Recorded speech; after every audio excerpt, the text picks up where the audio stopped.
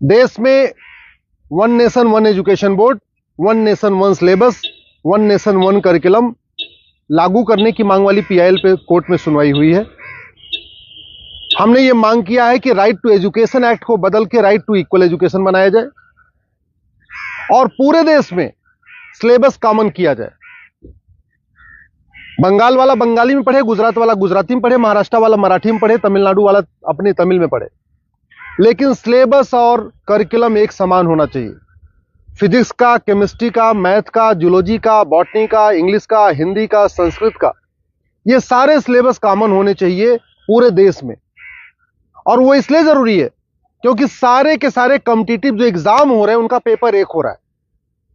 Engineering का एक ही exam होता है पूरे देश के लिए, मेडिकल का एक ही एंट्रेंस एग्जामिनेशन होता है पूरे देश के लिए, एनडीए का एक ही एग्जाम होता है पूरे देश के लिए। इसी तरीके से आईएएस का जो पेपर होता है वो सबके लिए कॉमन होता है, पीसीएस का पेपर सबके लिए कॉमन होता है, बैंक का पेपर सबके लिए कॉमन होता है, रेलवे का पेपर सबके लिए कॉमन होता है। और अब तो यूनिवर्सिटी में एडमिशन के लिए कॉमन जो सीयूईटी हो रहा है वो भी सबके लिए एक पेपर कॉमन है। अब जब एंट्रेंस एग्जामिनेशन का पेपर एक है तो फिर अलग अलग सिलेबस क्यों पढ़ाया जा रहा है? सीबीएसई कुछ अलग पढ़ा रहा है, आईसीएसई कुछ अलग पढ़ा रहा है, यूपी बोर्ड अलग पढ़ा रहा है, बिहार बोर्ड अलग पढ़ा रहा है, बंगाल बोर्ड अलग पढ़ा रहा है। और सारी पढ़ाई करने के बाद जब बच्चा जाएगा एग्जाम देने, उसके लिए सबके लिए एक पेपर होगा। अगर पेपर सीबीएसई के पैटर्न पे सेट होता है तो बाकी स्टेट बोर्ड वालों को इक्वल अपॉर्चुनिटी नहीं मिलती। अगर जो एंट्रेंस एग्जामिनेशन का पेपर है इंजीनियरिंग का, मेडिकल का, एनडीए का, बैंक का, रेलवे का, अगर वो आईसीएसई बोर्ड के पैटर्न पे होता है तो सीबीएसई बोर्ड वालों को और बाकी स्टेट बोर्ड वालों को फिर इक्वल अपॉर्चुनिटी नहीं मिलती। राइट टू एजुकेशन हमारा फंडामेंटल राइट है, इसलिए हमने कोर्ट से ये कहा है कि आप केंद्र सरकार को निर्देश दीजिए, एनसीईआरटी को कहिए एक कॉमन सिलेबस, कॉमन करिकुलम तैयार करे। आज की डेट में जो नवोदय स्कूल है वो पूरे देश में उसका सिलेबस कॉमन है, जो आपका केंद्रीय विद्यालय है उसका सिलेबस भी कॉमन है। और अगर आप बाहर देखिए, अमेरिका में यूनिफॉर्म एजुकेशन है, चाइना में यूनिफॉर्म एजुकेशन है, फ्रांस में यूनिफॉर्म एजुकेशन है, जापान में यूनिफॉर्म एजुकेशन है, सिंगापुर में यूनिफॉर्म एजुकेशन है, रसिया में यूनिफॉर्म एजुकेशन है, दुनिया के कई देशों में यूनिफॉर्म एजुकेशन होता है, यानी सिलेबस करिकुलम सबका कॉमन होता है।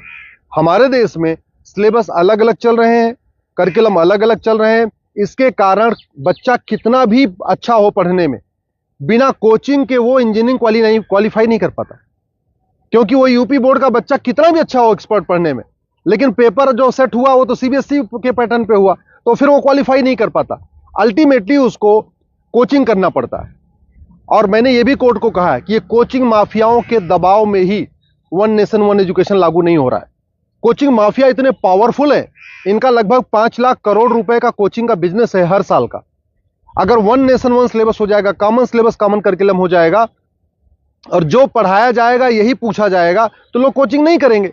जो मेहनती बच्चे होंगे वो अपनी पढ़ाई करेंगे और उसके बाद एंट्रेंस क्वालिफाई कर लेंगे। लेकिन ये कोचिंग माफियाओं ने ऐसा सिस्टम बना दिया है कि पहली बात तो वन नेशन वन सिलेबस नहीं होने दे रहे, वन नेशन वन एजुकेशन नहीं होने दे रहे, और दूसरा जो 10वीं 12वीं में पढ़ाया जाता है वो एंट्रेंस एग्जाम में पूछा नहीं जाता, जो एग्जाम में पूछा जाता है वो 10वीं 12वीं में पढ़ाया नहीं जाता। इसका मेन ये कारण है कि कोचिंग माफियाओं ने पूरे हमारे एजुकेशन सिस्टम को हाईजैक किया हुआ है।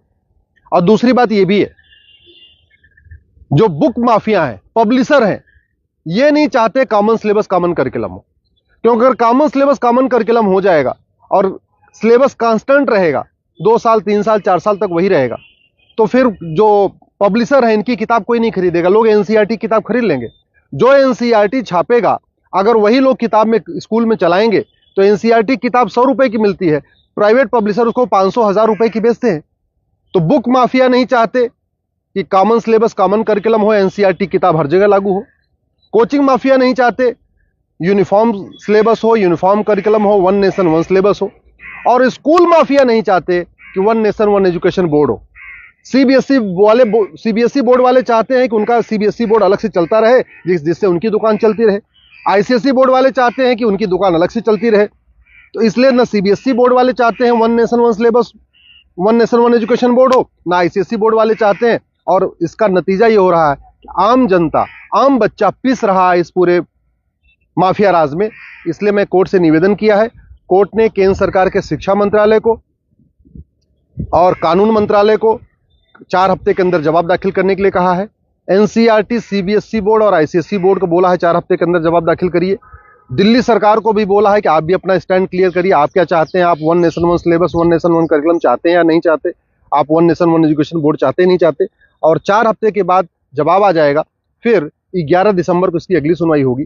मैं आप लोगों से निवेदन करता हूं, इस वीडियो को जन जन पहुंचाइए, इस वीडियो को घर घर पहुंचाइए।